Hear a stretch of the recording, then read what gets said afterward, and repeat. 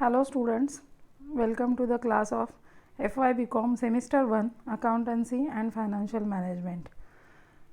During the earlier lecture, we have seen how the accounting standards are formulated, what is the meaning of accounting standard, what are the objectives, need and importance of accounting standard, and we have seen the details of accounting standard 1, that is disclosure of accounting policies. Now during this lecture we are going to learn about some examples of accounting standard 1, how the policies should be disclosed, what are the criteria for that, we are going to see that. So this is the first example. Shantadurga Educational Trust sent a copy of income and expenditure account and balance sheet for the year 2018-19 to all its members. Shri Parab, the managing trustee of the trust, sent a separate letter to each member containing a note on the accounting policies followed for preparation of financial statement. Comment on above. So this is an NGO, this is a trust, Shantadurga Educational Trust, and they have prepared their financial statements. Two statements are there, income and expenditure account and balance sheet for the year 2018 and 19. But the managing trustee has done what? He has sent a separate letter for disclosing the accounting policies which are used for the preparation of financial statements. So we have to comment on this. So now first thing is that according to S1 you have to disclose all the accounting policies as a form of financial statement and not separately. So accordingly we are going to comment on that. So these are the comments.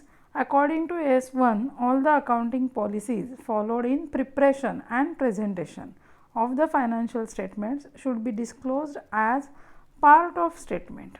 That means those should not be sent separately. The accounting policies used should be disclosed as note along with the financial statements, right? So this comment you have to write down in your notebook. Let us see the next example. Ajinkya Tara Limited prepared profit and loss account and balance sheet for the year 2018-19.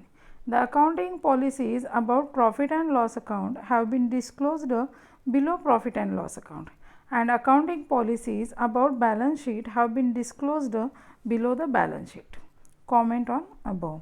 So here what the accountant or the person who has prepared the financial statements has done, the accounting policies used for preparation of profit loss account has disclosed below the profit loss account itself, and the policies used for balance sheet have been disclosed below the balance sheet. So there are these accounting policies are not disclosed at one place, these are disclosed at different places. So now see what comment we have to write for this. According to S1, all the accounting policies followed in preparation and presentation of the financial statement should be disclosed at one place as part of the statements.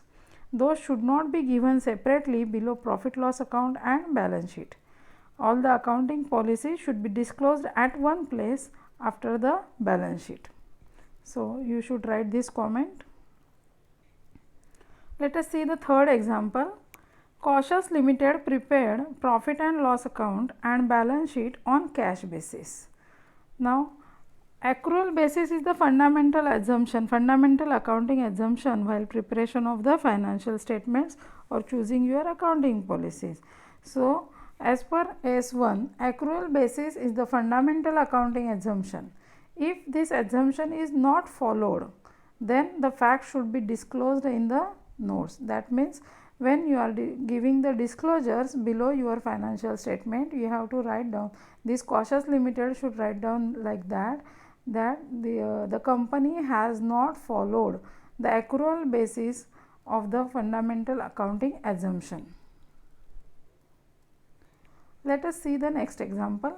Samrat Limited has had sales of rupees 500 crores in 2018-19.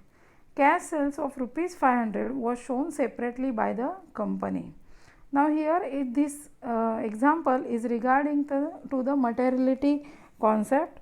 So, as per AS1, materiality convention should be followed in selection of accounting policies. That means what?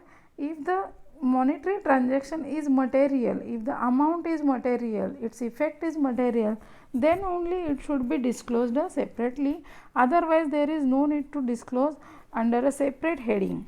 All the cash sales and credit sales should be incorporated aggregately, but here see, the turnover is of 500 crores and cash sales is only of rupees 500. So, rupees 500 is not a material amount. So, further our comment is continued.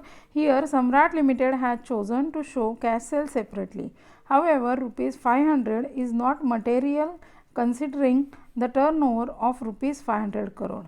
So, there is no need to show the cash sales separately. Let us see another example. This example is related to the consistency. Sunbeams Limited followed WDV method of depreciation till 31st March 2018. On 1st April, the company changed the method of depreciation to fixed installment method. The company did not disclose this in the notes comment. So, whenever you change any accounting policy, the change should be disclosed into the notes. The disclosure should be given, and what is the impact of that change, that also should be given. So, our comment will be like this. As per accounting standard 1, the consistency should be followed in accounting policies. Sunbeams Limited has not followed the consistency in method of depreciation. Means earlier up to 31st March 2018 they have used a written down value method of depreciation, and now they have started using the fixed installment method, or you can call it as straight line method. So, they need to disclose the following thing in notes. So, let us see in the next slide. The change is made in the method of depreciation. The retrospective effect on profit due to change in method should be disclosed. That means, if from the start, from when you have purchased that asset, how much depreciation on straight line method should be calculated, and what would be the effect on profit should be given into the notes to accounts. Let us see another example. This example is related to conservatism principle. Rajaram Limited prepared final accounts for the year 2018-19. During the year, accident took place in the factory. The worker who injured lodged a claim of rupees 25 lakh against the company. The case is pending in the court. The accountant did not disclose this in the accounts. Now, rupees 25 lakhs claim is a contingent liability. Contingent liability means that liability may or may not occur. Under some circumstances it may occur. If the company will win the case, then the company need not pay rupees 25 lakh. But if the worker will win this case, then the company has to pay him rupees 25 lakh as the claim against this accident. So, the case is pending in the court. Then when the result will come out, then only this liability will be decided. So, this liability may the company has to pay or has not to pay. It is not yet decided, but at least the company should disclose this fact as contingent liability. Now, let us see, but this Rajaram Limited's accountant has not disclosed this fact into the accounts. So, now let us see how it should be disclosed. As per AS1, the company should disclose its contingent liabilities as a note. The claim for compensation should be disclosed as contingent liability. That means, under the balance sheet you will write heading contingent liability, and number 1 there you will write the claim for compensation against the accident of a worker rupees 25 lakh. Like that you have to write it down. So, home assignment is given for you. Write a short note on formulation of accounting standards.